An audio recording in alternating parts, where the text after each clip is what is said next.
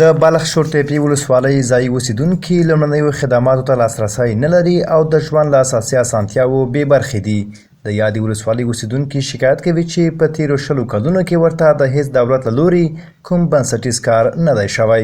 دوی وایي چې د آمو سیند څنډو ویجاړېدل، د لویو لارو خرابوالی، د ښوونیزو او روغتیایي مرکزونو نشتوالی، بیا رغونې، برېښنا او مخابراتي شبکو ته یې نه لاسرسی د دوی لویې ستونزې دي. علابردي او الله مراد چې د شورتېپې ولسوالۍ اوسېدونکي دي وایي د جمهوریت په تېره 20 کلنه دوره کې ورته په هېڅ برخه کې پاملرنه نه ده شوې او له اسلامي امارت څخه غواړي چې اوس د یادې سرحدي ولسوالۍ ته ځانګړې توجه وکړي. خواست ما مردم از امارت اسلامی این سرک ما مردم در نظر بگیره 130 کیلومتر راه است. ما مردم این 4 تا 5 تا منزل میکنیم. بعض این تعمیرای مکتب، لحاظای مکتب، این تعمیرای چیزا ولسوالی حالی ترمیم نشده. تا ولی یک نقطه اینجا کمکم 100% نشده. تا امروز هم نشده. حالی هم کمتر است. تمام جای ولسوالی باشه کلگیش هم سرکیش قرص جغل است.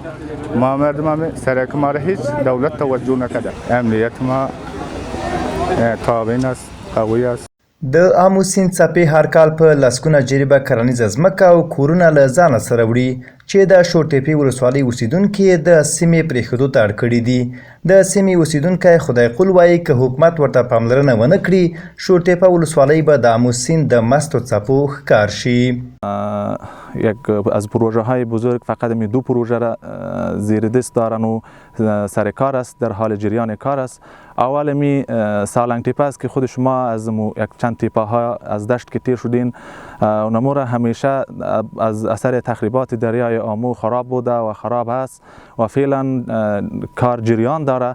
انشالله در آینده نزدیک انشالله آمده استفاده و انشالله جور خواهد شد. و دومی هم فعلا یک پروژه اضطراری تحکیمات سواحل دریای آمو در قریه توقی جریان داره که شدیداً متضرر بودن و تخریبات جریان داشت. په همدې حال د یادې ولسوالۍ سیمهییز چارواکي د خلکو شته ستونزې مني او وایي چې د هوارېدو په موخه یې له مرکزي حکومت سره خبرې کړي خو لا هم نه دي حل شوي. دوی یو ځل بیا د اسلامي امارت پر مسؤل چارواکو غږ کوي چې غوښتنو ته حل لار ومومي.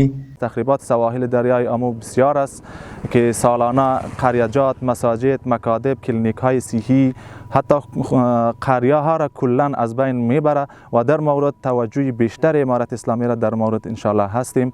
و این مشکل دیگه هم این است که ولسوالی شورتېپه از نگاه جغرافیایی در یک نقطه صفری قرار داره و خودتانم که مشاهده میکنین از یک طرف تخریبات دریای آمو هست که تخریبات شروع کرده و تقریبا قریه ها را صفر رسانده و از دیگه طرف تپه های ریگی و ریگستان دشت است که این در یک طوفان و در یک خاکبات کلا چندین جریب زمین و خانه ها و چیا زیر ریگ میمانه و در مورد هم توجه امارت اسلامی و دیگران را میخواهیم. وزارت هم پیشنهاد کرده که رفته اینجا والی صاحب هم اطمینان داده است کار جریان داره. انشالله در آینده که است اطمینان داریم مشکلات مردم حل میشه و توجه بیشتر وعده شده است از طرف ولایت والی صاحب و حل میشه گفته است. انشالله در آینده حل میشه مشکلات مردم. د بلخ شورتېپه ولسوالۍ له مرکز مزار شریف ښار څخه په 100 کیلومترۍ کې د آمو سیند پر غاړه د ازبکستان هیواد له ترمیز سره په سرحد کې پرته ولسوالۍ ده. د معلوماتو له مخې په دغه ولسوالۍ کې 1,25,000 وګړي ژوند کوي چې 95 سلنه اوسېدونکي په ورځني ژوند کې په کرنه او مالدارۍ باندې بوخت دي.